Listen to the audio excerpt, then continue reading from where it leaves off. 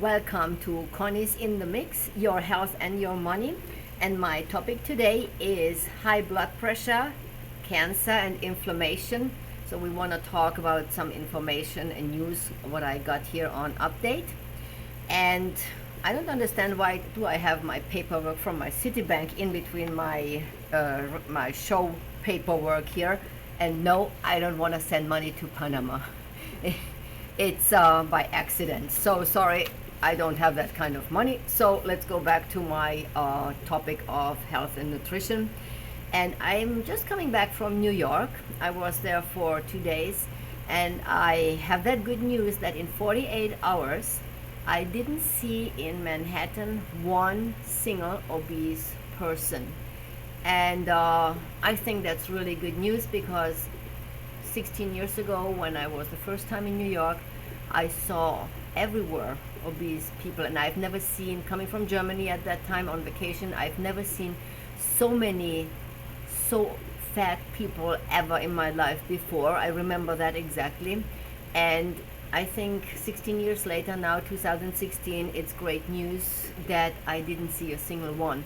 So, but New York and California, I have to say, they are always like a step before the other part of the United States, I think, health-wise. And so people are probably more concerned about sugar and nutrition and vegetables and all that.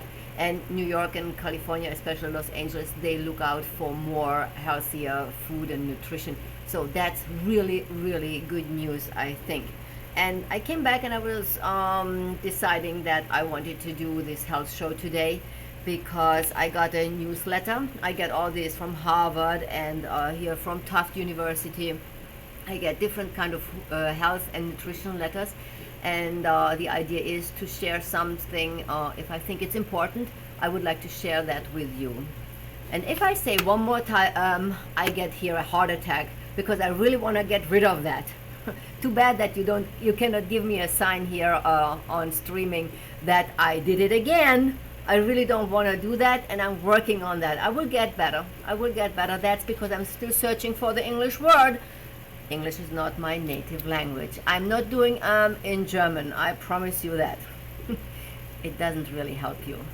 So let me start here on the environmental nutrition. It's the newsletter of food, nutrition, and health. And it is talking about, that's the volume 156. It's talking on the cover page, tame the flame of inflammation. Saturate your diet with these 9 inflammation quelling foods.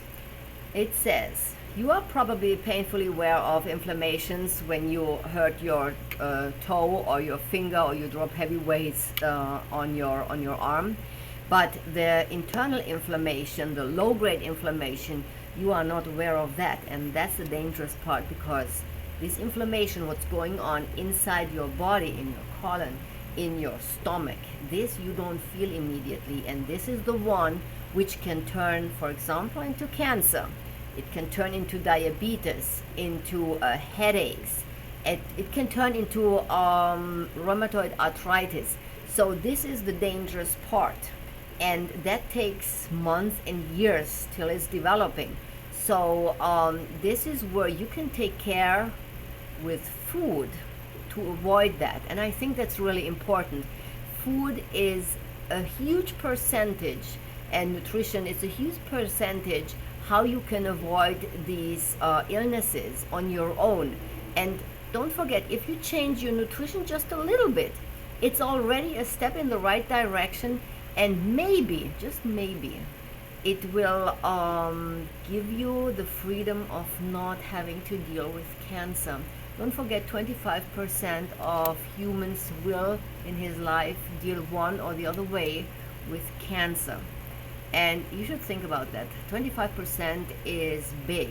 So every 4th person what you see will deal with cancer, and hopefully it's not you, and you can do a lot on your own to avoid that. And it says here there are really cancer fighting and inflammation fighting foods. It starts with broccoli. I know everybody wants to throw up with broccoli, almost everybody. I'm one of them. I don't like the taste, I don't like the smell. I still think broccoli smells like poop, and I don't feel like eating that. So I use that in my juicing. I juice normally 2 to 3 times a week, and I put the broccoli into the juice, and the taste of the broccoli completely disappears. There are more things what you can do cooking with broccoli, where you put cheese on it and it almost disappears too. So you have try to find a way, because broccoli is a big number here. It says broccoli, vegetables such as broccoli, kale, Brussels sprouts are linked with lower inflammation, according to a study in the Journal of the Academy of Nutrition and Dietetics.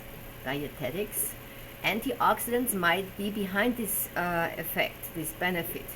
Eat more. Work broccoli into soups, pasta dishes, stir fries, salads, and egg dishes such as frittatas. I work it into my juice, and it's really good. You have it down fast. You don't have to deal with that a long time. It's down in like 5 seconds, and you have the nutrients in what you need. It also says wheat berries. While it seems everyone is ganging up on wheat these days, an American Journal of Clinical Nutrition study found that eating whole wheat and the polyphenol antioxidants it contains can lower inflammation. And honestly, I don't have any problems with wheat. I have no gluten problems, and I personally think it's completely overdone. And there's a lot of people who can digest wheat and grain without any problems. So I don't recommend here at my gym, as a personal trainer, Fit and Fight Holistic Gym here, to stop immediately the whole wheat pasta. I don't recommend that, because if you have the celiac disease, that's different. But most of the people don't have that. So why stop everything? And I think it's healthy. Everything is healthy when you don't eat too much of it. It's just what I believe in. So they recommend that here too. Extra virgin olive oil, big number here. It says that the extra virgin olive oil is a naturally occurring compound with anti-inflammatory powers similar to ibuprofen. That's how strong it is. And don't underestimate the natural pharmaceutical part from God. Don't underestimate it, because it is so powerful. It can really interfere with the real pharmaceuticals. Like, you cannot drink grapefruit before you take some blood pressure medications. That's how really powerful nature is. So don't think it's just a little bit something and maybe it helps or maybe it doesn't. It's a powerful, powerful thing. So God's pharmaceutical part is not charging you a lot, much less than the pharmaceutical industry for sure, and it gives you a lot of power to heal and to stay healthy. Then what does it say? Also, use the oil to make homemade salad dressings as well as pesto, drizzle over sliced tomatoes. Now, very important. You cannot or you should not cook with olive oil. It's very expensive. You will see when you go shopping, the virgin olive oil is very expensive. Now, when you heat it and you cook with it, it turns into a regular oil. So all the benefits, what you have with extra virgin olive oil, disappear when you are cooking, when it's getting heated up. So only in cold meals, like when you have maybe mozzarella with basilicum and with basil and olive oil, that's great. You can put that, you can add that on, or salads. Everything what you're eating, you have to put it on cold. Don't heat it. It destroys the nutrients. And on the other way, you are throwing your money out of the window, because you can cook with regular oil, with how do you say that in English? With sunflower oil. Now, thank God the word came. Or canola oil. I always cook with sunflower oil. I think that tastes the best. A little bit, just a little bit. Then they recommend lentils. Eating 4 servings of legumes such as lentils weekly can reduce inflammation. According to Spanish scientists, they determined that the synergy of fiber, vitamins, and minerals probably explains the benefit. Eat more, serve in soups and salads, or experiment with a replacement for ground meat in burgers and meatloaf. So that's working out. Also, salmon. I think everybody knows that. Salmon is one of the healthiest fish what you can add because of the omega-3. I don't want to go more into that. That's, everybody knows it. You can enjoy it once a week for sure, maybe even twice. Grapefruit. A Harvard study. I love grapefruit. A Harvard study showed that women with higher intakes of antioxidants from grapefruit had significantly lower inflammation markers compared to those with lower intakes. Very important. I love grapefruit. Every day I have one grapefruit in the morning here in the gym at 10 a.m. So maybe you can add that. You can have a grapefruit juice too. Don't buy the grapefruit juice. It's full of sugar. You make your own grapefruit juice. It's done in 2 minutes, I promise you. Very fast. Brazil nuts. These giants of the nuts contain a bundle of healthy fats, vitamins and minerals, which is why their intake is associated with reduced inflammation and improved blood lipids. Eat more. Add chopped Brazil nuts to oatmeal, yogurt and salads. I have in the afternoon. Previously I loved to eat cookies. Now I have a bunch of nuts, different kind of nuts beside me, and cranberry berry mix in this package of nuts, and I mix that up and I have a handful of that in the afternoon. And I don't know why, but I still think I'm still losing weight. I'm now above 10 pounds less than I was half a year ago, since I really changed my nutrition to more vegetables. And I have in the afternoon these nuts with this cranberry, not cranberry juice, I'm sorry, cranberry, the dried cranberry, that's what I meant. Big thing here also against inflammation, turmeric. A lot of people do that. I never tried that one. I'm still up for that. A heavy hand when it comes to seasoning dishes with turmeric could partly explain why Indians who follow a traditional diet tend to have low rates of heart ailments. Interesting. Use turmeric to season soups, stews, and roasted cauliflower. Steep slices of fresh turmeric in hot water for an inflammation-fighting drink. I have to try that. I don't even know how it tastes, and I don't even know how you say that in German, the word for turmeric. I have to look it up and see that I buy one. They also recommend yogurt. Preliminary research suggests that the beneficial bacteria found in fermented dairy, like yogurt, may play a role in inhibiting inflammation. And here I want to tell you something. The problem with the yogurt is you probably like, as I do, the one with the taste with strawberry or something in it, and it's just full of sugar. If you look at it, it has like 24 grams of sugar in one little cup of the Greek yogurt. That's what I like, so I skip that one now. If you can eat the yogurt without taste, maybe you can put honey in it and you like that, good for you. You should really do that, but try to avoid the flavored yogurts. They are packed with sugar. You don't want to add sugar to that. But what I found out is that sauerkraut, fermented sauerkraut from the refrigerator, that's unbelievably good for against inflammation in your intestines, in your colon. It helps you to digest. It puts back all the probiotics. Every strain of probiotics, what's available in the colon, is coming back with the German sauerkraut you can find in the refrigerated area of your Publix or wherever you go shopping. And every day, just a little bit of it will keep your colon healthy and full of probiotics. Especially when you had to go on antibiotics, this is what you do. You don't need to buy this expensive probiotics, what they want to sell to you in powder form. You can buy the sauerkraut from the refrigerator in your Publix, and it's fermented and it's doing exactly the same job. And guess how much you pay? $5. That's all. So that's good news.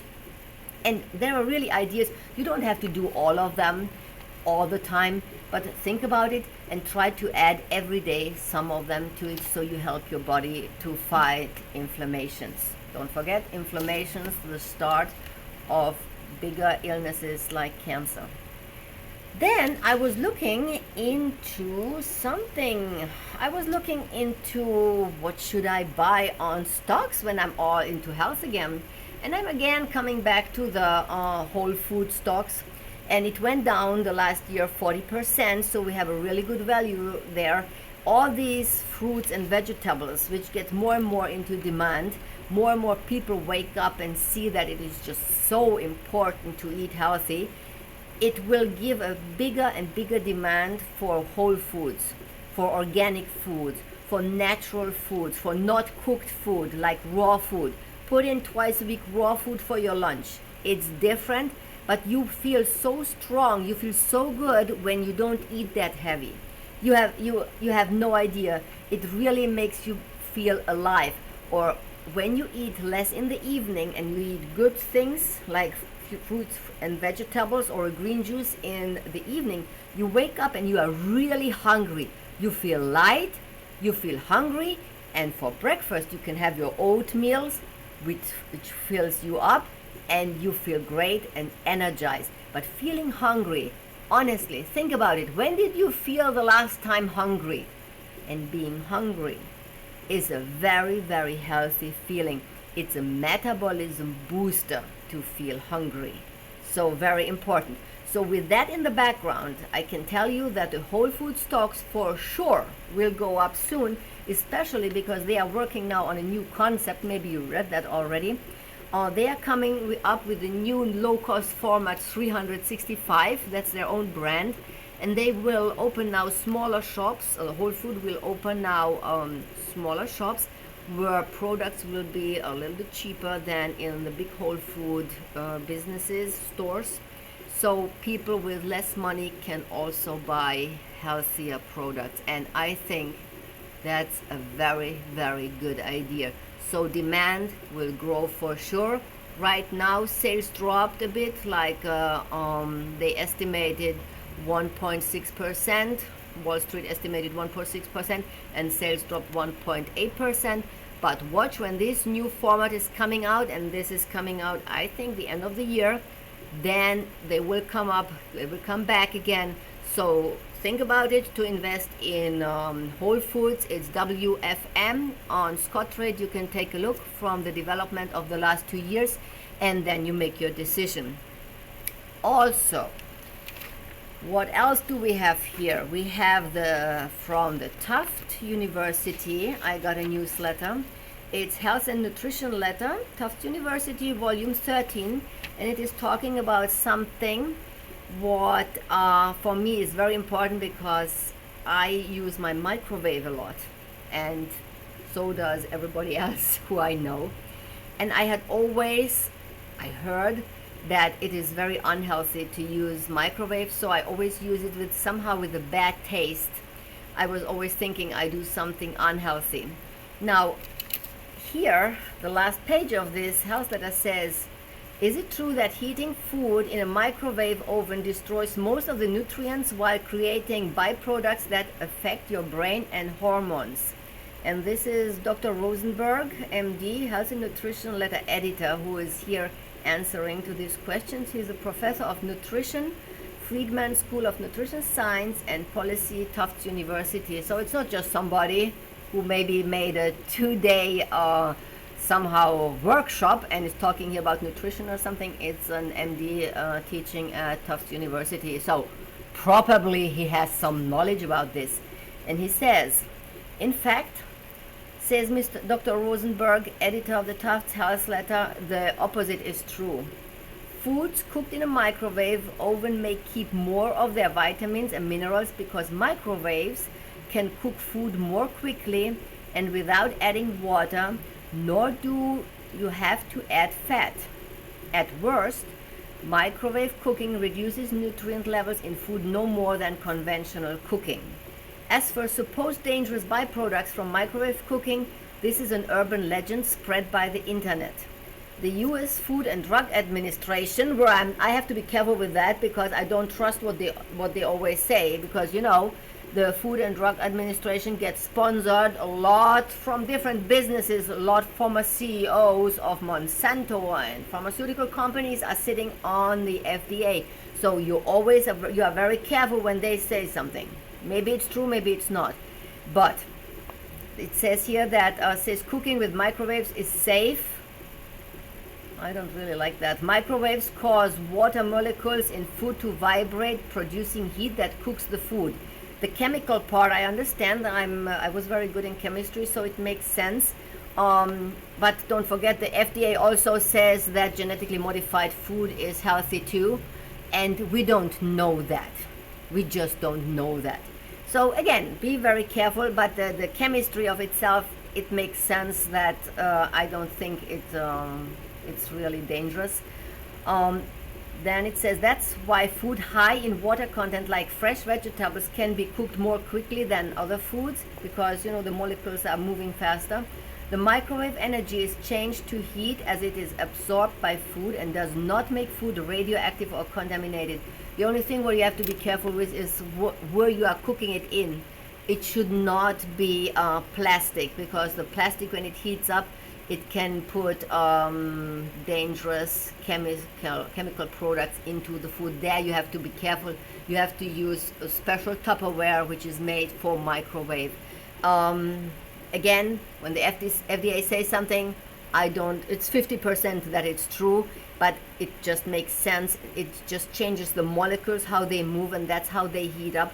So I think the microwave is fine.